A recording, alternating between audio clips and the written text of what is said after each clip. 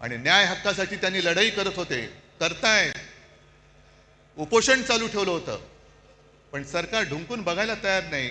मग पेटले सगळे. काय त्याला आता जेनजी जसं नेपाळमध्ये पेटले, लेह लडाखमध्ये रस्त्यावरती आले आणि मोदी बाबांनी त्यांना सरळ उचलून रासुकाखाली आत टाकून दिलं. जा, 1 वर्षाचा बाहेरच पडणार नाही.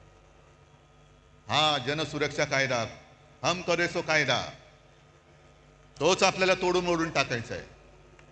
तोच तोडून मोडून टाकायचा आणि टाकलाच पाहिजे.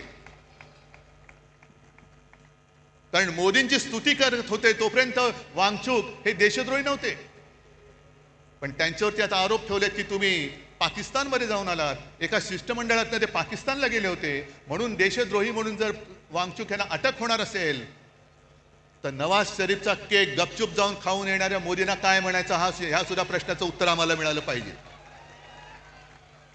न्याय हक्क मागणं हा या देशामध्ये देशद्रोह होतोय.